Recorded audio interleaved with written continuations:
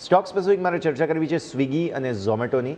આ જે gig workers છે તેમના દ્વારા, એટલે કે જે ડિલિવરી પાર્ટનર્સ કહેવામાં આવે છે, તેઓએ આજે સ્ટ્રાઇક કરેલી હતી અને તેને કારણે થઈને અત્યારે ફિલહાલ થોડો બિઝનેસની ઇમ્પેક્ટ પડી, એટલે થોડું પ્રોફિટ બુકિંગ આવ્યું છે સ્વિગી ઝોમેટો બંનેમાં.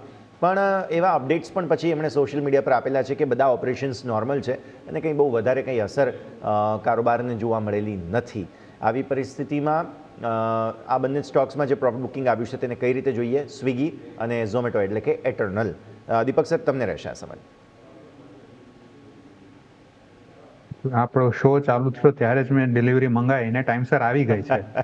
તો જે તમે કહો છો સ્ટ્રાઇકની વાત, એ મને તો હમણાં ખબર પડી કે સ્ટ્રાઇક છે, તેમ છતાંય આવી ગઈ છે. તો હવે આ રીતનું એ લોકો સર્વિસ સ્ટેન્ડર્ડ મેન્ટેન કરી રાખે છે, તો એ તો બહુ સારી વાત કહેવાય. હવે ચાર્ટ વિશે વાત કરીએ તો પેલા આપણે સ્વિગીને જોશું. તો સ્વિગી બેઝિકલી એક હાઈ બનાવ્યું હતું,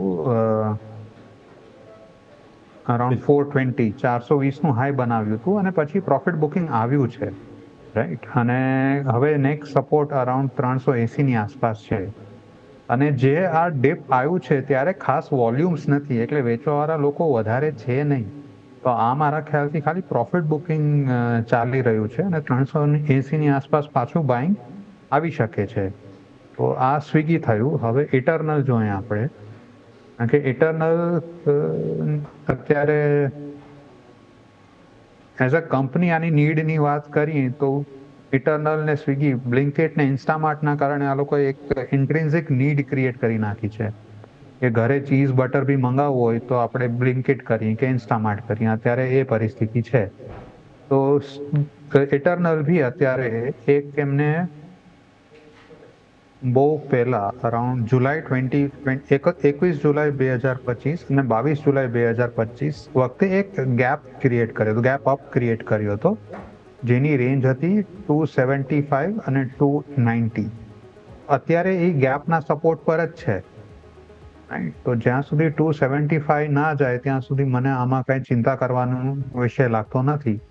અને વોલ્યુમ્સ આમાં કાંઈ છે જ નહીં, મતલબ વોલ્યુમ્સ કાંઈ આવી જ નથી રહ્યા, એટલે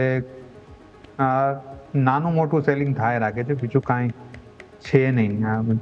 લોંગ ટર્મ માટે જો ઇન્વેસ્ટેડ હો તો અહીંયા અત્યારે સ્વિગી કે ઇટરનલમાં ગભરાવાની જરૂર નથી. ક્લિયર. સો હું જ્યારે સવાલ પૂછી રહ્યો હતો ત્યારે જ સર મને એમ થતું હતું કે આમાં બે પ્રકારના ખાસ ઇમ્પેક્ટ આવે, એક ઓર્ડર કરનારાઓને અને એક સ્ટોક હોલ્ડર્સને. બટ તમે જેમ કહ્યું એમ બંનેને કંઈ વધારે ખાસ અસર કંઈ આવી નથી. So let's see.